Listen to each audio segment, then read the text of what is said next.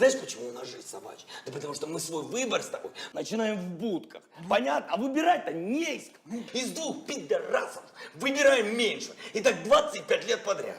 И знаешь, что интересно? В этот раз ничего не поменяется. Знаешь почему? Потому что ты, мой батя, я, мы снова выберем пидораса. Да потому что, да, понятно. Конечно, он пидорас, да ну лучше его, те-то хуже. Здравствуйте, мои уважаемые подписчики, да и просто зрители. Сегодня будет продолжение вчерашнего видео. Вчера я рассказал о том, что «Слуга народа» и офис президента готовятся к выборам, которые они хотят как можно быстрее провести. Сегодня я вам расскажу про партию, которая заменит партию «Слуги народа». Видео будет очень коротким. Почему? Потому что сегодня будет долгожданный для многих прямой эфир, то есть стрим 20:00 по киевскому времени. Я жду вас, ставьте напоминания, чтобы не пропустить. Переходим к делу. Я вам сейчас расскажу информацию, которая не является инсайдерской, эксклюзивной, и я даже ничего не берусь утверждать. Я вам просто показываю данные открытых публичных реестров. Итак, что мы видим? Зарегистрированная партия ПП «Дія», то есть политичная партия «Дія». Директор Басюк Олена Михайлівна. Это человек, по информации журналистов, который владеет, является бенефициаром и директором компании, которая зарегистрирована на родине президента в Кривом Роге. То есть смотрите, что они придумали. «Слуга народа» как бренд все. Набрали туда всякий сброд, политтехнологии имени Андрея Богдана, все понятно. Это все без философии, без идеологии. В общем, такой, как у нас президент, давайте будем говорить прямо и откровенно. Обосрались полностью. Что делать сейчас?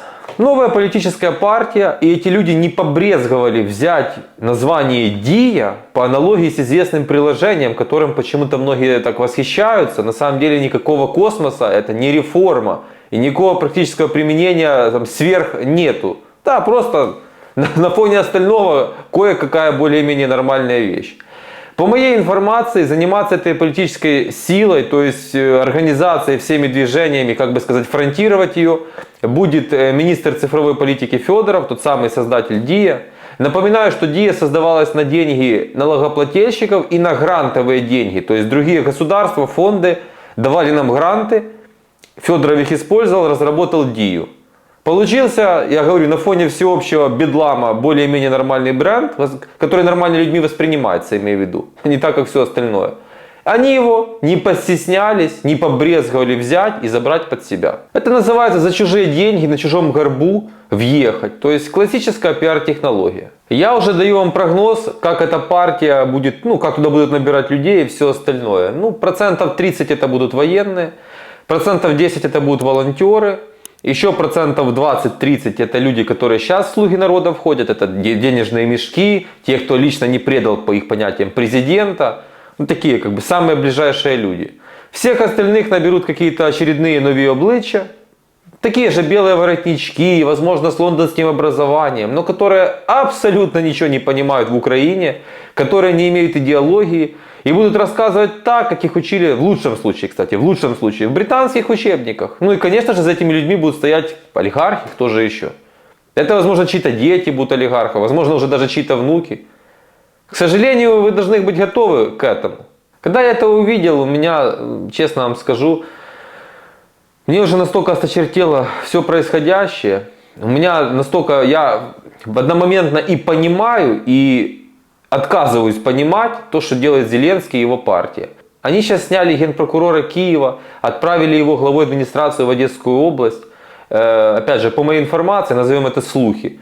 Прессовать местных бизнесменов, чтобы поджимать у них бабки на вот эту самую партию для поддержки власти. То есть так, как делал Янукович, да и Порошенко, и все они.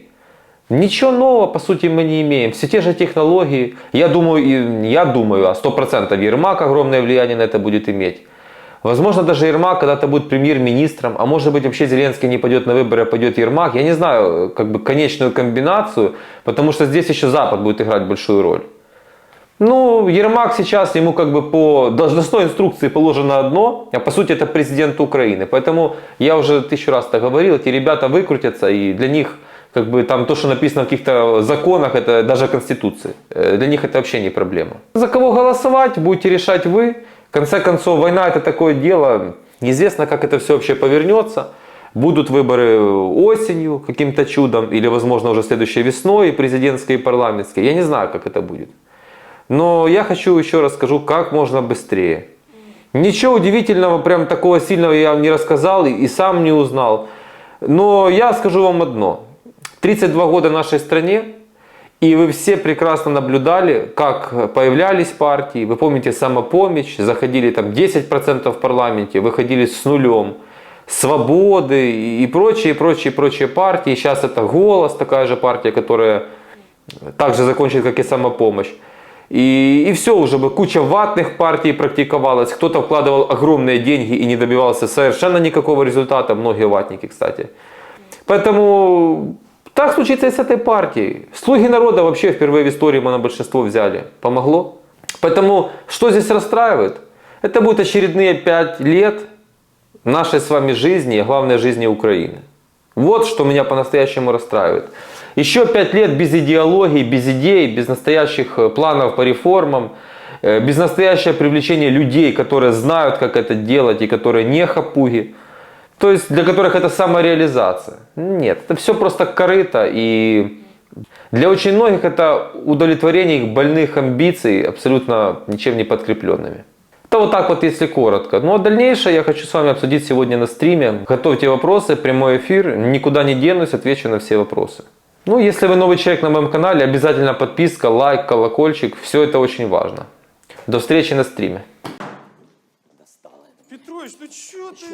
Надоело уже мне это все.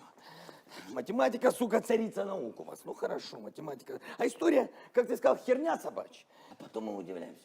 А почему наши политики каждый раз приходят к власти и совершают одни и те же ошибки? Да потому что они охуенные математики. Знают только, как отнимать, делить и приумножать свое. Вот и всё. Петрович, я сроду тебя таких слов не слышал. Чё ты завелся? Потому что достали все эти мудаки вот здесь, понимаешь? Теперь, сука, они заставляют детей будки ваши, блядь, строить. Знаешь, почему у нас жизнь собачья? Да потому что мы свой выбор с тобой начинаем в будках. Понятно? А выбирать-то не из кого. Из 2 пидорасов выбираем меньше. И так 25 лет подряд. И знаешь, что интересно? В этот раз ничего не поменяется. Знаешь почему? Потому что ты, мой батя, я, мы снова выберем пидораса. Да потому что, да, понятно. Конечно, он пидорас, да ну лучше его, те-то хуже. Вась, да пойдем хряпнем, у меня заначка есть. Главное, приходят эти потом пидорасы в власть. Пиздят и пиздят.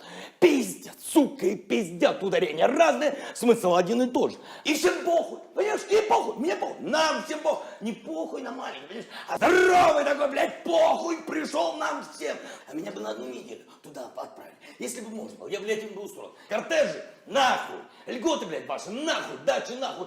Всех вас, сука, нахуй. Чтобы, блядь, простой учитель жил как президент. А президент этот, сука, жил как учитель.